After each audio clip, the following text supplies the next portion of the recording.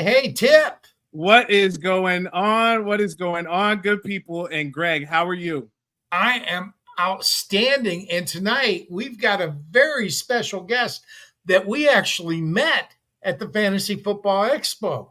Yeah, guys, it's Marcas Grant of the NFL Network, Fantasy Life, the 32-bit, the Cookout. What else you got, Marcus? What else are you on that we need to talk about? I do a little part-time radio in Los Angeles. I have a kindergartner, which is like another job in and of itself. So I got plenty going on. I love the intro, by the way. So like today, I actually had today was like the last day I think for a while that I'm gonna have any sort of free time to myself in the afternoon. So I snuck away and finally got to go see Deadpool versus Wolverine this afternoon. So like, give us your rating. Give us your rating. Yeah, I gotta ask, did you enjoy it? Oh, absolutely. I thought it was stupid. There are a ton of Easter eggs. Well, there are a ton of little, and like there's definitely a lot of like breaking of the fourth wall. It's a lot of like little inside jokes or whatever. But there's a lot of like I thought the opening credit scene was hilarious. It sort of lagged at times I think in the middle, but on the whole I enjoyed it, especially because like I said it's my last little bit of like fun free time to get away and do stuff like that until probably like January. Unlike you and Tipp, I'm old. I grew up in the age of comics. I actually read the comics, so I love the Marvel movies. I think they're much better than the DC movies. Yes. But I do like the DC movies as well. But the problem I had with this one, they just mixed too much into it. And it was Deadpool is always slapstick. Deadpool is slapstick. And you know that going in. Wolverine is never slapstick. So when they combined the two, I was expecting a serious Deadpool, and I got a slapstick Wolverine. And so I think that's why I was not pleased with it.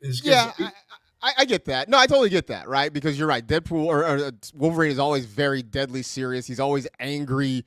I think this was. I think basically this was like two good friends in Hugh Jackman and Ryan Reynolds deciding we want to just do a fun project together, and they had a lot of cameos, a lot of little fun little jokes, and taking shots at Disney and 20th Century Fox and that sort of thing. So on the whole, I thought it was fun, but I could totally get, and like I've read a lot of the Deadpool stuff, right? And you're right, Deadpool is always sort of a laugh riot. He's an absolute a blast.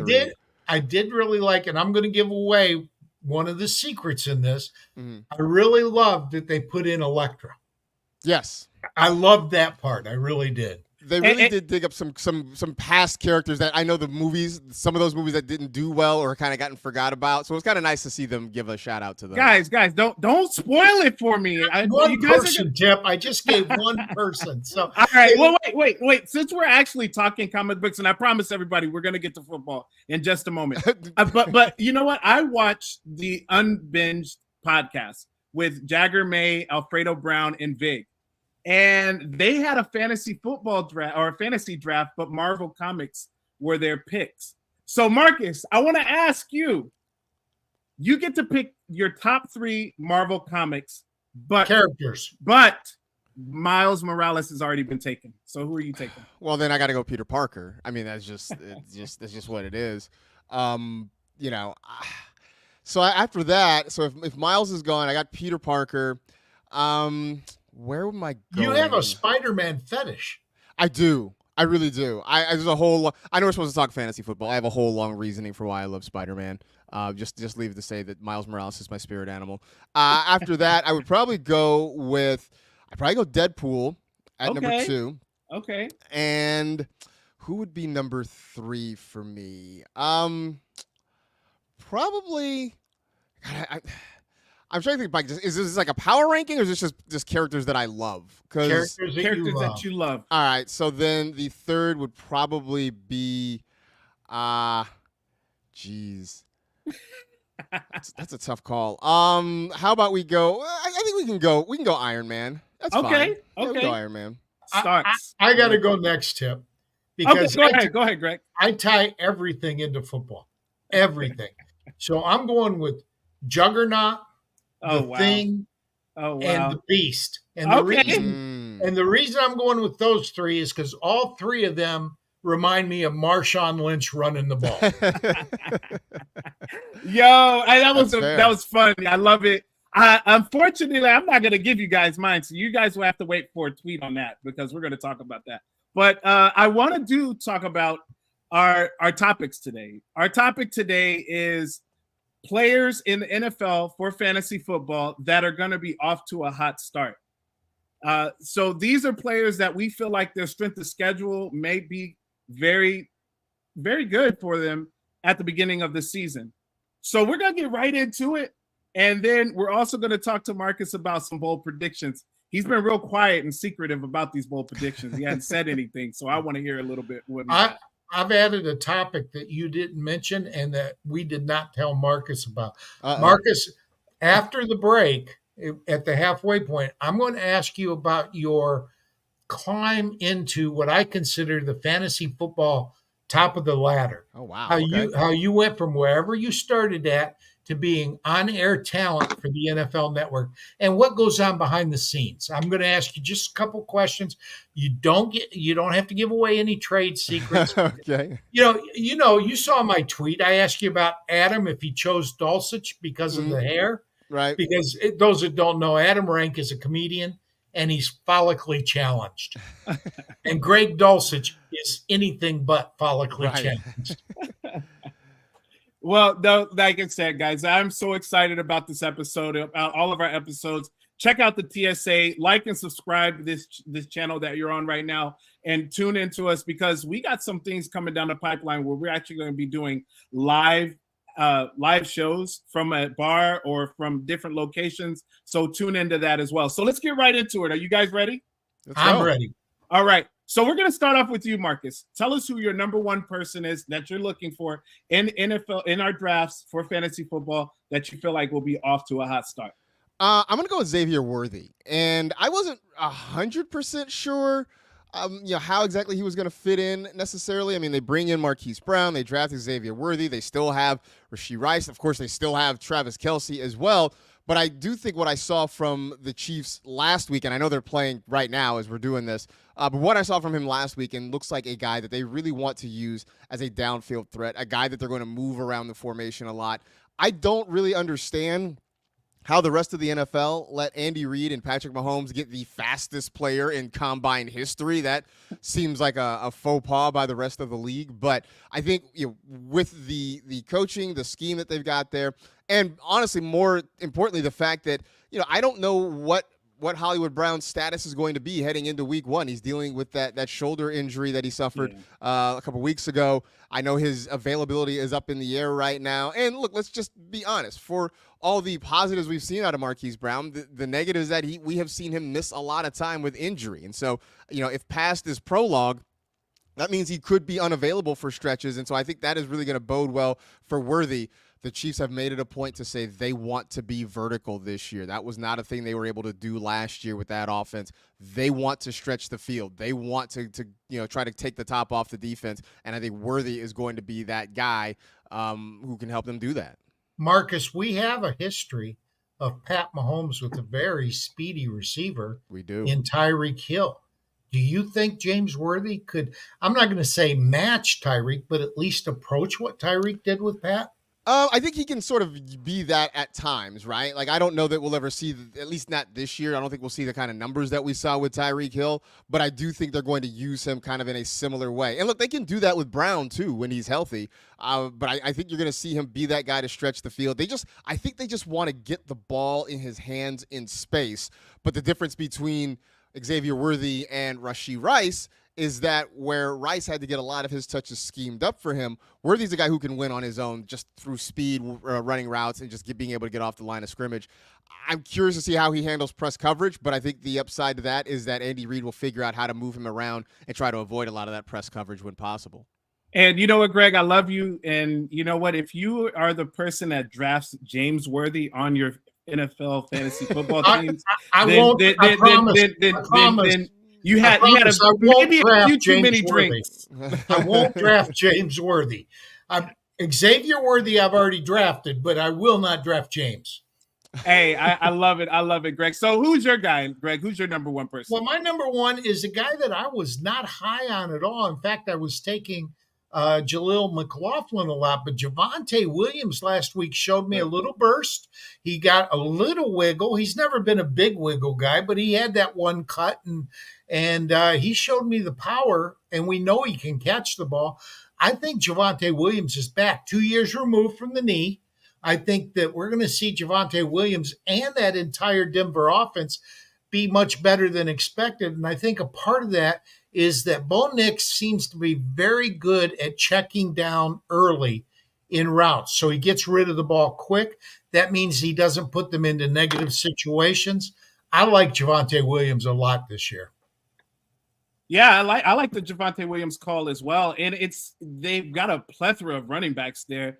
The thing is, the question is, who's going to all get the ball? I think that he should get the lion carries of the ball to start off the season at least. But I love it. So for me, I went a little old school with it. You guys went a little, newer school. I went a little old school. I went Cooper Kupp. And look, he's got the 5th easiest schedule to start off the first 5 weeks of the season. And I love the fact that he is back. He said he's back. The coaching staff says he's back. And the fact is that he has one of the best connections with his quarterback. There's only maybe 1 or 2 other connections out there. You can talk about Patrick Mahomes and Travis Kelce with his pass catching, and then also Amon-Ra St. Brown and Jared Goff. So with me, I'm looking at those 2 things there. And the third thing is this Puka Nacua injury. I was watching a podcast called Believe in the Rams podcast, and it had Dr. David Chow on there. And if you guys don't know who Dr. David Chow is, he's world renowned in the NFL. He's been the lead physician for several teams. And he said that the bursa sac injury that Puka Nacua had could also possibly be a PCL sprain. They're still waiting for all of the information. They're still waiting for that bursa sac, which that sounds painful in and of itself. I don't know what it is, but it sounds painful. And it's one of those situations where if Puka Nacua does get out on the field with a PCL sprain as a wide receiver, you need to use your shiftiness, your quickness. That's what he uses to get off the line. How much limitation is he going to have in that knee? So I'm really going all in on Cooper Kupp this year. I'm going high on him in the first 5 to 6 games. And then, you know what? After he has those blow-up games and Puka Nacua starts to regain that strength in his knee, then you trade Cooper Kupp away and you get a really good value pick for it. So that's what you do. So if you want to keep Cooper Kupp, by all means do it, because I think he's back, but then you also will have some trade value too. Hey, Marcus, when I was a kid, I used a burlap sack to get my Halloween candy. It wasn't painful at all. I actually upgraded to a pillowcase by the time I was trick or treating. I had the little grocery bags, the little bags you get at the grocery store. That's all. I think it's Marcus's turn for his second guy, though. Yeah, I'm going to go running back here, and I'm going to go Najee Harris. And I say this as somebody who has drafted a lot of Jaylen Warren. But the fact that Warren right now dealing with that hamstring injury, and it looks like he's very questionable for week 1, that means obviously a lot more work for Najee Harris. But I think the other part of this is the Steeler offense so far in the preseason has looked flat out bad. And I know Arthur Smith has said, hey, let's not be too hasty. That sometimes preseason can look a little bit rough, but there are a lot of questions for this Pittsburgh offense. I mean, I don't know who the starter is going to. Presumably, their starter is Russell Wilson, and I'm starting to think that Russ. Once upon a time it was let Russ cook. Now I think it might just be that Russ is cooked. He's not the runner that he was early in his career. He looks slow-footed in the pocket. We're not seeing the same deep balls from him that we saw those years in Seattle with Tyler Lockett. It just doesn't look good. Justin Fields looks like he has a little bit more in him, but I mean, they struggled with just the center quarterback exchange. There are just a lot of questions there. They have one wide receiver. That's it. They've got George Pickens. They're still trying to find a second wide receiver. Don't diss my boy from Michigan. What has he done? Where is Roman Wilson? Where is Roman Wilson? Like, I'm waiting. I would love for it to happen. I haven't seen anything or read anything that suggests Roman Wilson is ready to be a contributor just yet. So they're still trying to find a wide receiver too right now. I mean, that's why all of Pittsburgh is holding its breath to see what happens with Brandon Ayuk, because they need somebody on the other side. I like Pat Freiermuth. I think he's going to be a nice option this year, but there's just so many questions in this offense that I think it's going to be sort of trying to lean on Najee Harris in the early part of the season as they figure out what they're doing with the rest of this attack. And people forget Najee Harris can catch the ball. He had 64 receptions as a rookie. The kid can play. I've liked Najee since before the injury. I just think that Najee's the better back of the two. I think Russell will be the starter, and I think that a lot of teams are holding out several of their starters. We haven't seen Blake Corum or Kyron Williams at all this preseason. That doesn't mean they're not going to be ready. We won't, Yeah, we're not going to, because it's the third preseason game already. And they're not going to play their starters, 2 weeks before the season kicks off. But I like your Najee Harris thing. I went with wide receiver George Pickens. Now, you don't like that offense. I thought that it looked to me like Russell Wilson had a pretty good connection with George Pickens. And like you said, now I love Roman Wilson because I'm a diehard Michigan fan. But, rookies take a little while to acclimate to the NFL game. And George Pickens got open with Kenny Pickett. Okay? I don't care whether it's Russell or Justin. Either one of those guys is a better thrower than Kenny Pickett is. So I think Pickens I think he'll perform well above his certain draft capital because he's not going real early. And he is the sole wide receiver one, which means he's going to get 150 targets this year. Now, Tipp, who do you got? Well, now, first of all, I after we saw that game last Saturday with the Steelers, you guys both have two Steelers on the team. I get it. They're both the actual players that are going to be getting the ball. But, man, that offense was putrid. It was terrible both ways. It was just – and I was a big Najee guy too. I got him in several leagues at the beginning of the draft season. I was excited about him. And then I see this, and I'm just like, man, this is going to be one of those stagnant offenses that just doesn't move. Preseason, buddy. But it is preseason, so we're going to move on. I do like the fact, one thing about Najee Harris is that he has not been injured in the NFL. Now, we got to knock on wood. Let's find something. You just jinxed it. I just jinxed it, and you know what? He's probably going to do something. Something's going to happen. But I will say this. That tells me something. That tells me something that he's tough. He stays on the field. I like that. I like a player like that. So as a third running back, I still think he's going. Now, for me, I went with the running back, and it's the Washington Commanders' Brian Robinson Jr. And the reason I like Brian Robinson Jr. so much is because they've got the easiest schedule the first 5 weeks of the season, and so does his quarterback, according to Full-Time Fantasy that I looked up their strength of schedule.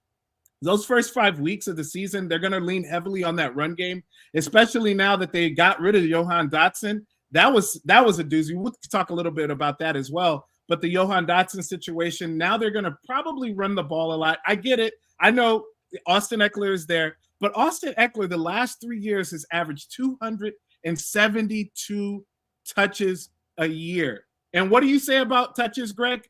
They're cumulative.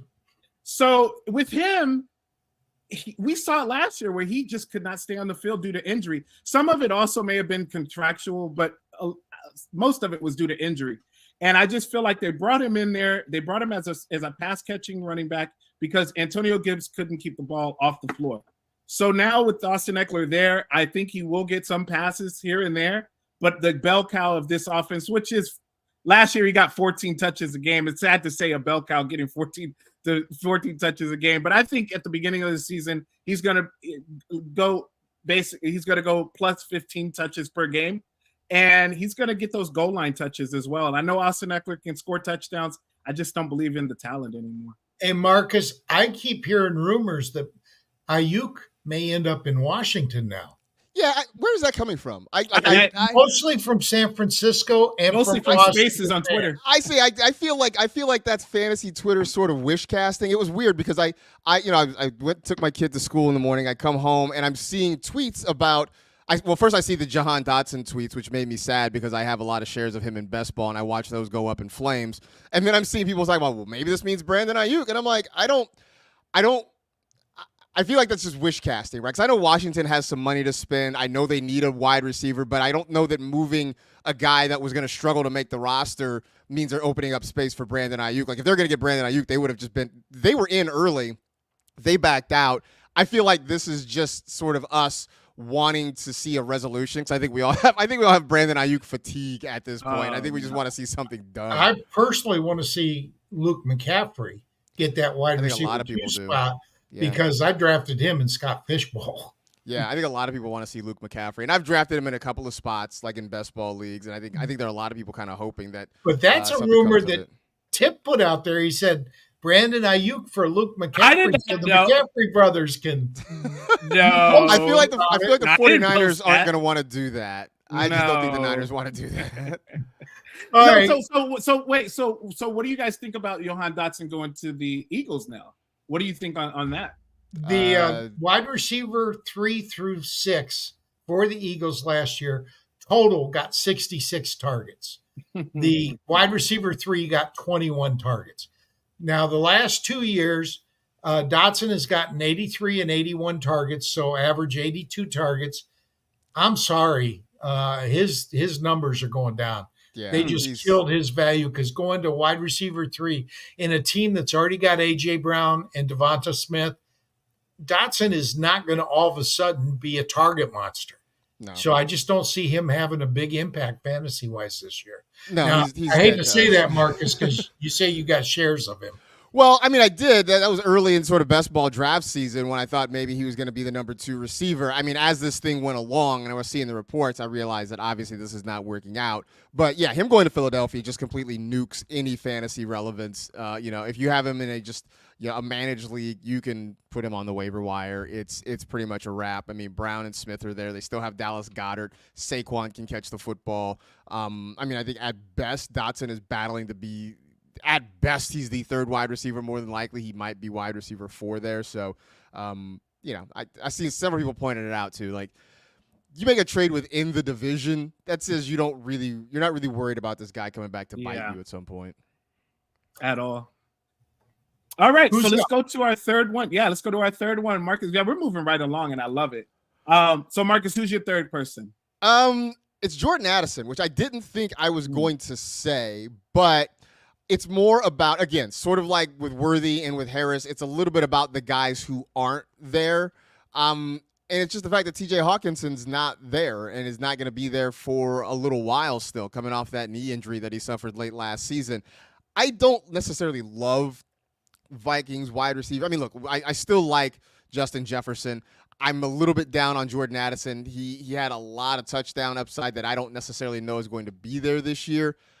I will say I think Sam Darnold is going to be better than people give him credit for, and I just think maybe a volume of targets there with a team that could be playing from behind a lot is going to help.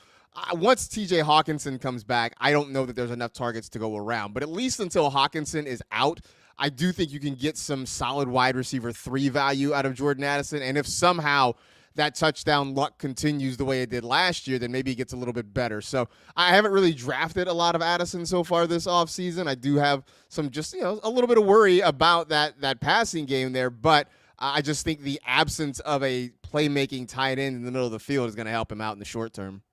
Yeah, I understand that fully. And I kind of cheated with my third one because I went with an older player that a lot of people think is done because he had a down year last year. But in my mind, he's still the best tight end in the game, and that's Travis Kelce. When you add Xavier Worthy and Hollywood Brown, who can stretch the field, all of a sudden those routes that were doubled with safeties coming down hard on Kelce last year, they're not going to happen. Kelce's going to be wide open and be able to run after the catch. I look for Kelce to lead the league tight end fantasy scoring again this year. And the way he did a couple of years ago when he was 50 points better than the tight end too. I think Kelce has a resurgent year this year. Yeah, I like the call with Kelce, and I like the call with Addison too, because this is with the Addison, Sam Darnold, he's going to be running the offense. I know it's not what we thought. I know Greg definitely didn't want that. He wanted J.J. McCarthy. But with Sam Darnold there, I think that he brings a veteran leadership, and I think it actually works out for J.J. McCarthy, too, in the long run. And with Addison there, they got Justin Jefferson, so he's going to command a lot of attention when T.J. Hawkinson gets back. So, yeah, Addison is a good pick. And then for you, Greg, I mean, you can't go wrong with Travis Kelce. You just said it. They're already in midseason form. They're already in behind the back past midseason form. I have seen him go as late as the 4th round. It's draft. Crazy. Yeah, I've seen him go. I've seen him go as late as 5 earlier. Now, yeah, third round. 2 years ago, he was a first round pick. Oh yeah. It's crazy. It's crazy. And then for me, since we're talking tight ends, and we have my great esteemed co-host Greg Kellogg on here, I'll be remiss if I didn't talk about. You're going with Schoonmaker? No, I'm not going to go Schoonmaker, but behind me, you guys probably see that Raiders symbol. I'm going with Brock Bowers this time, guys. Look, this kid, they're already talking about what he's done in camp or what he's about to do in camp. I understand the whole thing about Gardner Minshew being the starter for the Raiders.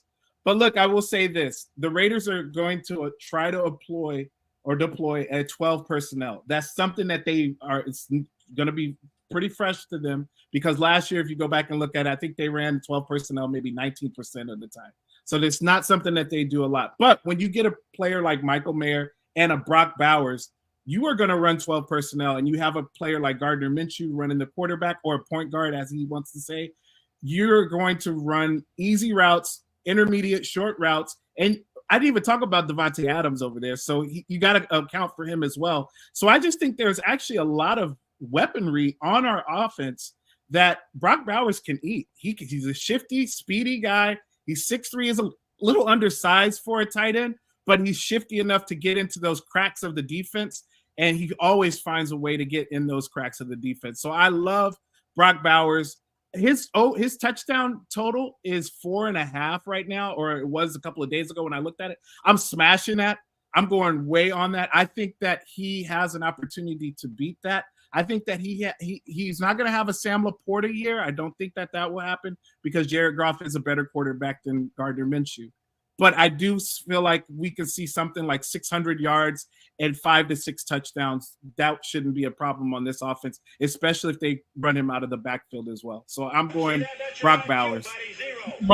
Marcus, I've told him last year, 73 targets among 4 tight ends. You don't get to the top 12 with 40 targets. And you still got Mike Meyer there. I want to get your opinion on this. Bowers is supremely talented. What Laporta did is the same as what CJ did. They're unicorns. Rookie quarterbacks, rookie tight ends just don't put up the kind of years that CJ Stroud and Sam Laporta put up last year. Do you think Brock Bowers is going to put up a Laporta-style season where he's top 12? I think he'd be top 12. I think he creeps into the top 12. I don't think he's not going to be Laporta. I mean, Laporta finished as tight end 1 last year. Nobody saw that coming. Right. I liked Sam Laporta as a late round sort of dart throw at the end. I did not in any way, shape, or form think he was going to be the tight end 1 at the end of the season. Now, what I do like about Brock Bowers, well, first let me just say, I had a little bit of a sad when he got drafted by the Raiders, because I also like Michael Mayer. And so to have both Mayer and Bowers on the same team made me a little bit frustrated, because I don't know that there's a ton of volume. What I think works in Bowers' favor, sort of what Tipp was saying, he is versatile enough, and you can move him around the formation. I mean, even in preseason, the little bit of preseason that he played in, they had him at tight end. They had him out wide. I think they even kind of lined him up sort of as an H-back a couple of times. They had him at the X.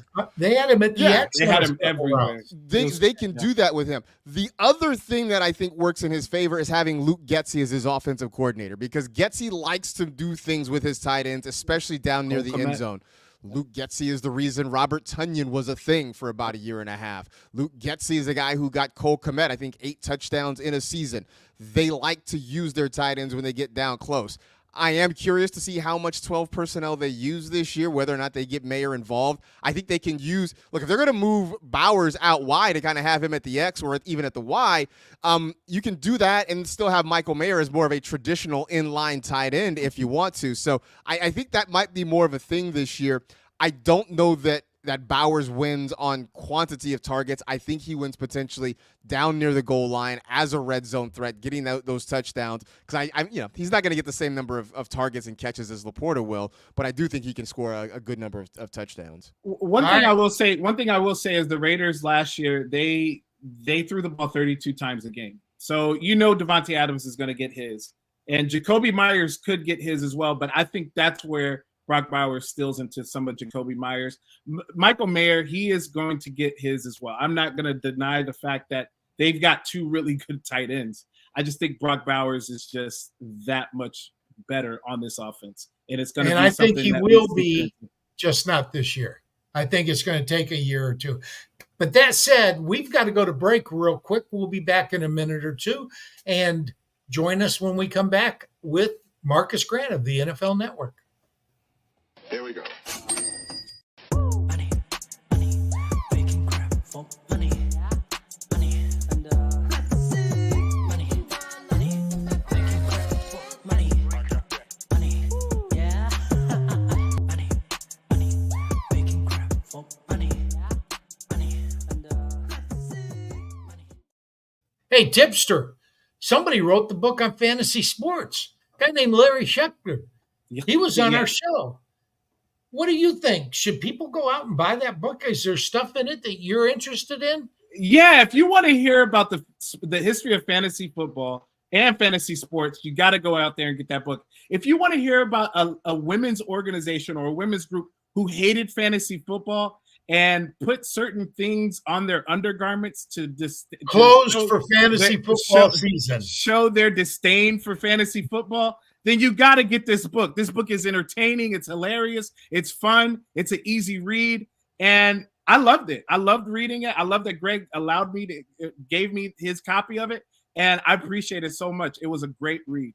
Larry actually autographed it to me because there's a section in there about me. And he wrote that without ever doing an interview with me. He got the information from Joe Bryant of Football Guys, and he got it from Bob Harris, a really good friend of mine from years and years ago of Football Diehards and now of Football Guys as well on Sirius XM.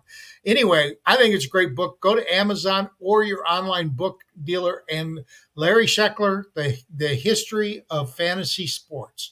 And Marcus, I got to ask you, there's one more thing that we really interviewed these people before the expo, but we got to know them at the expo, and they invited Tipp and I on the stage with them in a breakout session. Who is your favorite, Marcus, all-time running back? Oh, it's Marcus Allen for me. Okay. Now, who's your favorite current running back? Ooh, current running back. Geez. I'm a 49er fan. Would I be a homer if I said Christian McCaffrey? No, he's a great pick. He is a great How would you like to have a fantasy team that has Christian McCaffrey and Marcus Allen on it? That'd be pretty sweet, right? Generations allows you to take any player that's got 3 years experience, whether they're playing active or retired. Tipp and I actually did a draft before the expo, 8-team league, and Tipp, I'm going to call you out, buddy. Yeah, go ahead, okay? Greg. Go ahead. After 2 weeks, I was in last place, 0-2. Tipp was above me because he tied a game. He was 0-1-1. All right. We finished the season earlier this week because you can play a game a day or you can play a game a week. You can schedule it how you want. But what it does is it takes random games from the player's history to calculate the score. Tipp, who won the league? You did, Greg. Now, the CEO, I think it's the CEO, might be the COO, Imran Pervez, nice guy, came on our show. We met him there. Imran had a team called Just Josh and went through the entire season unbeaten. Beat me by 16 points in week 3, I think. And then I ended up facing Imran in the finals. And I got here's my roster just so you know, Marcus. Danny Marino was my quarterback. Mm-hmm. My running backs were Derrick Henry and O.J. Simpson. Yes, I know about O.J. Don't want to hear it. He could play football. That's all I cared about. I like to win. My wide receivers were Randy Moss and Jerry Rice. I had the first pick in the draft. I took a tight end. I took Travis Kelce as my tight end with the 101 pick. I scored 189 points in the championship game, by far the most points, and I did it with a 0 from Derrick Henry. It was a game where he had 4 carries for 9 yards. Now, if that's something that would interest you, it's a free app for your phone, Generations Fantasy Sports for either iOS or for the Android.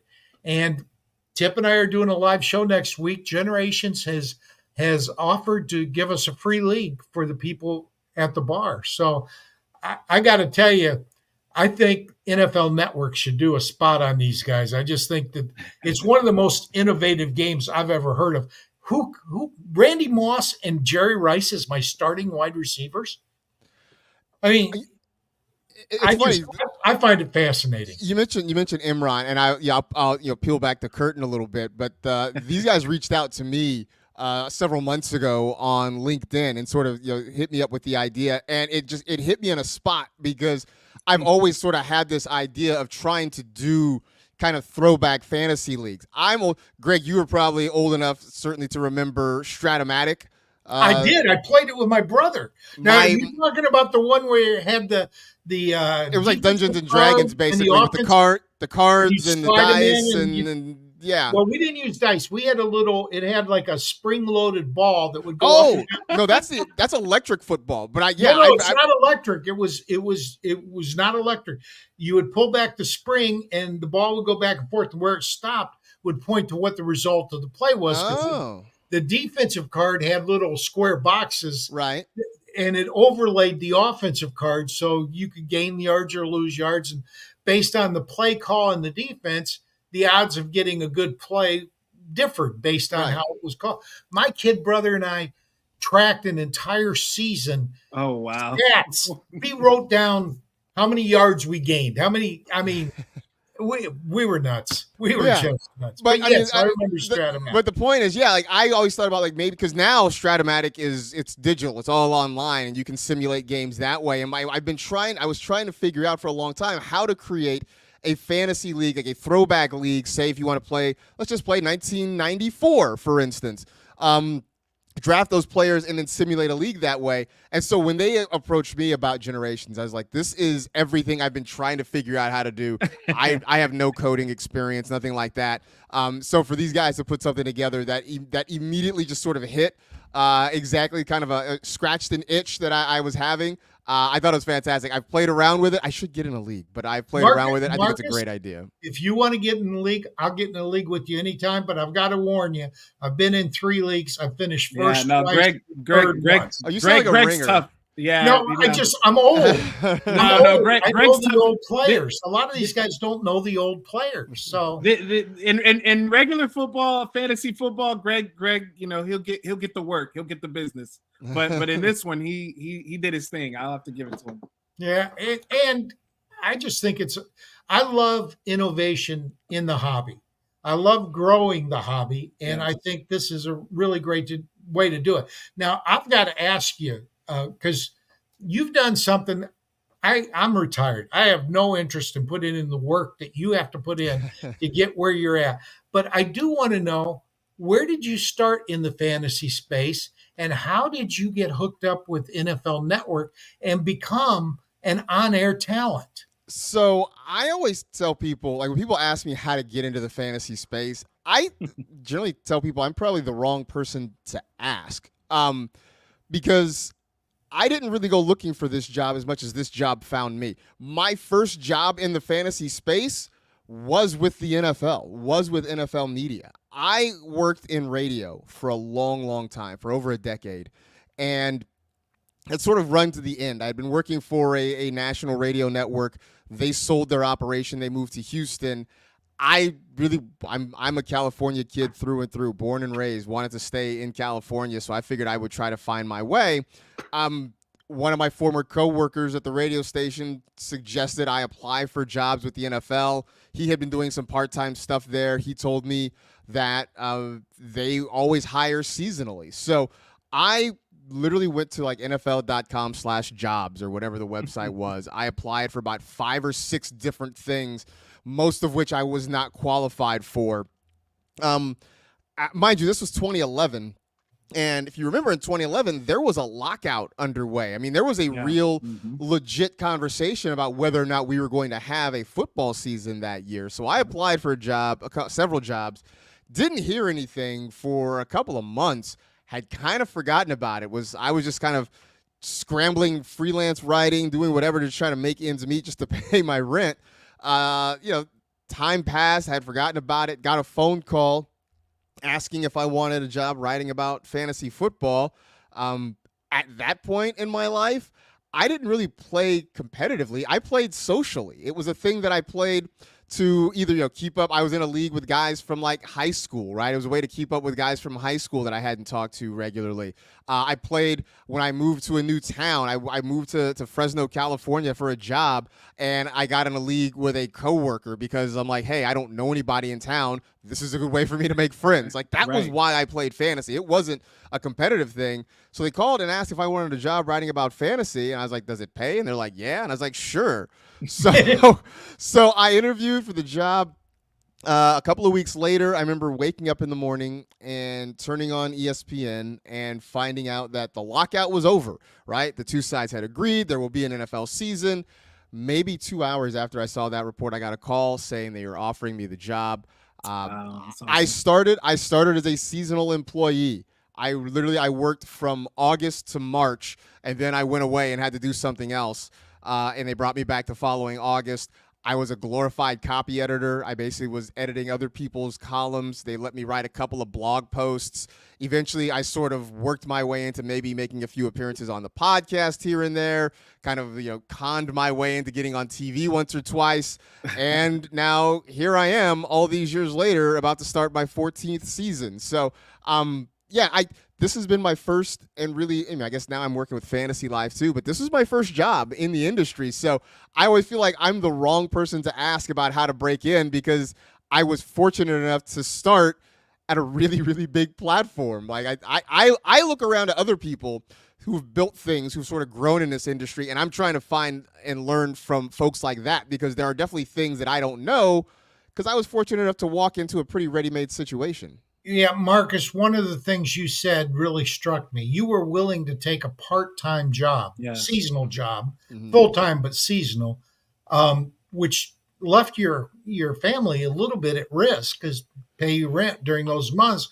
You were willing to do that to realize a dream. I think that's a huge lesson for a lot of people. It is, and I would say I was fortunate at the time. Like at the time, I was single. I didn't have kids. Like I could afford to do that, right? Like at this point in my life, I've got a 5-year-old son. I'm married. Like there's no way I'd be able to do that. So I was, and that's what I'd say to people too. Like when you are younger, when you don't necessarily have those responsibilities, that is the time you can take a little more risk, right? You can sort of take those big swings. When you have other folks that are counting on you and you have to take care of, it's harder to sort of do that sort of thing. So yeah, I was fortunate at that time in my life that I could sort of afford to do that. And I could figure myself out from, March to August again and figure out what to do. But, it was a luxury that I had then that I don't necessarily have now. But I'm fortunate to be in a very good place. Scott Fish just said that he lost something with you and he became your butler. I honestly, I see the comment. I don't know what that is. Like now I'm gonna have to reach out to Scott because I'm not really sure what he's referring to be honest. Well, maybe we should ask Jeeves. I don't know. This is Jeeves. Wow. He's showing his age. Do an Alta Vista search while you're at it. What are we doing here? What is happening?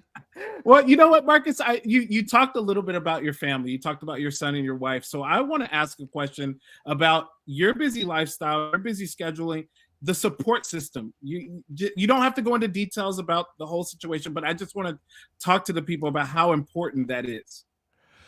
It's huge, right? And I have had to learn, especially in recent years, as I've added more things and stuff, to sort of lean on other people, right? Like I was always trying to do all of the things, right? Like when we do our podcast for the NFL, I'm building the rundowns, I'm coming up with discussion topics. I'm, for NFL Fantasy Live, I'm researching stats and just stuff to that I can say on the air. As I've added more things, as now that I'm a dad, I wasn't a dad when I started this thing. Right. As I've had more things into my life, I've had to learn one to sort of lean on other people, right? I'm very fortunate. I do the NFL Fantasy Podcast with Michael F. Florio and Laquan Jones, and those guys have been just a blessing to me in terms of what I do. I mean, I love working with them. They're two great guys, but they've also been so great at, when I can't do something or if I'm overburdened, like they are more than willing to jump in and help. I can lean on them for ideas, for just to kind of do some other things. I've had to learn to lean on. We have a really great research team, at the NFL to help us with stuff. And I would say that when I first started on the show, I felt like it was cheating if I used what they do. And I've had to sort of, train myself to realize that they are a resource, right? They're a resource for me to lean on. I still do a lot of my own research. I still want to kind of, look into the things for myself and kind of figure out what I'm talking about. But I will be honest with you, there are moments when I just can't necessarily get to everything in depth the way I would like to. And it's great to have that great research team behind us. It's great to have, producers who can kind of help us come up with topics and steer conversations a little bit. So it's amazing to kind of have that support system. I mean, I am certainly grateful for it. I try not to lean on it too much. Like I don't want to use it as a crutch, but it's certainly nice to know that I do have, you have people that have your back. I mean, it's just important in this, Well, and before I get to you, Greg, I just want to everybody like, subscribe, and then we're going to get to Marcus's bold prediction, his 2 bold predictions. We got to get 2 from you, Marcus, okay. Not just 1. All right, Greg, go ahead. I know you had another question. Well, yeah, I wanted to know the process, Marcus. Do you guys pre-record it so it can be edited, or are you recording live when you're doing your fantasy show? So it is okay. So I will be honest. It is a pre-recorded show. But we do tape it as though it is live, right? Like generally speaking, what we do there is what you see on the air, or what you see on the air is actually what we do. It's not really edited. Every now and then, look, if we record something in the morning and something happens, somebody gets hurt or something happens in the afternoon, you may see a little bit of editing or something like that. Fortunately, our people are good enough that, if you don't know, you would never know. Well, what I would want to know is, because you're pre-recording it, clearly there's going to be Adam Rank's a comedian. Yes. There's going to be some funny outtakes. Oh, there has Have been. you guys ever thought about putting together a video on the outtakes, the bloopers? I think I want to say, at least in past years, I don't know if we did it last year or whatever, but in past years they have, usually at the end of the season they've put together some things that are funny, or just some like goof ups and stuff like that sort of make it. But yeah, I mean, like.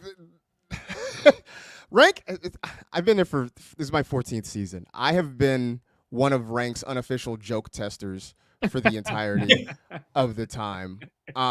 Most of the times when you hear him make a joke on air, chances are we have heard it probably multiple times by the time it actually makes it to air. But I mean, he is a riot.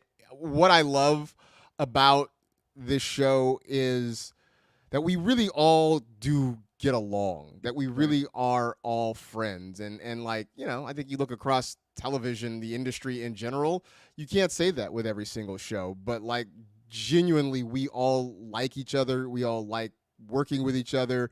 A lot of us, some of us hang out and stuff like on weekends or in our free time. So that I think makes for a better working experience. And I hope it makes for a better viewing experience for everybody else.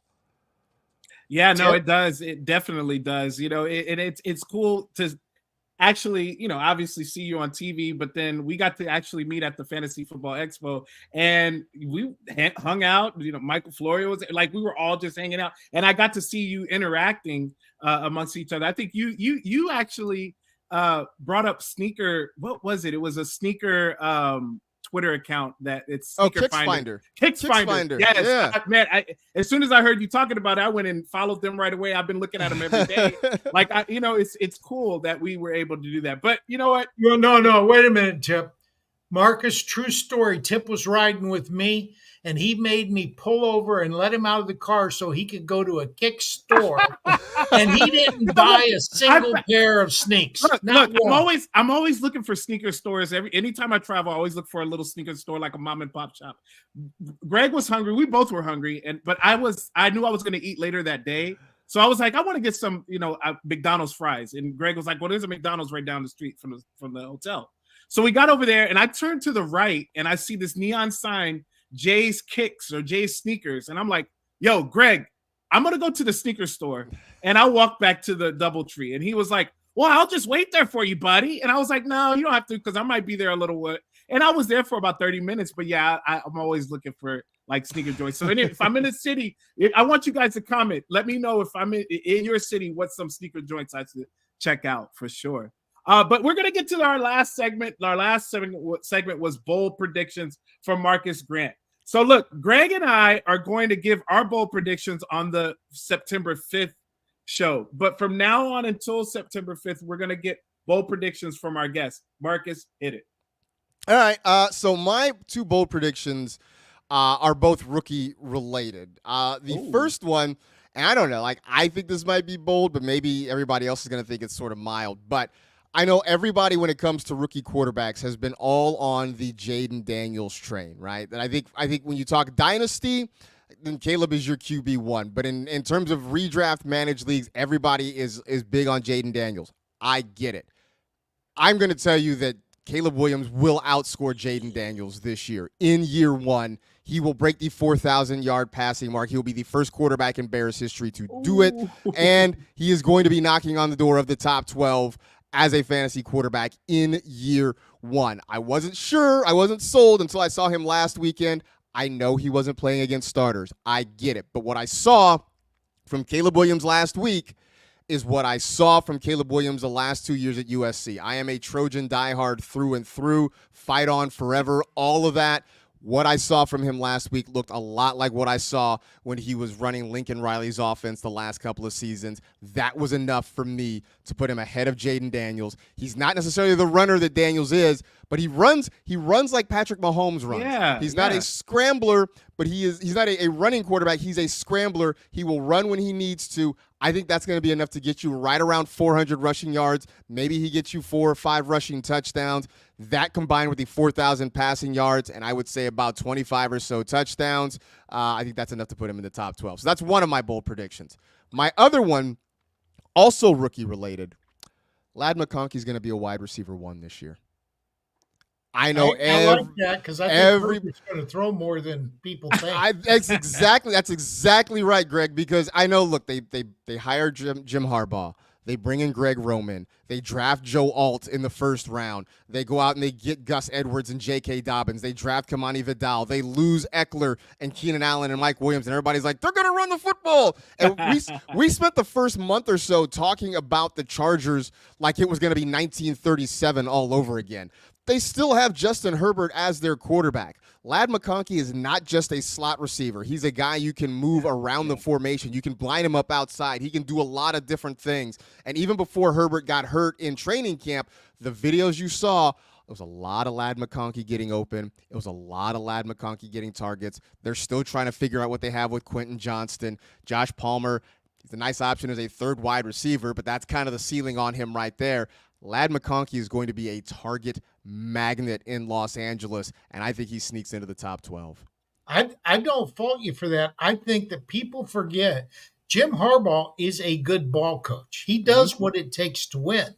Now, everybody says, well, when he was at San Francisco, his team led the league in rushing. Well, yeah, because he had a quarterback that ran the ball 300 times. That kind of helps.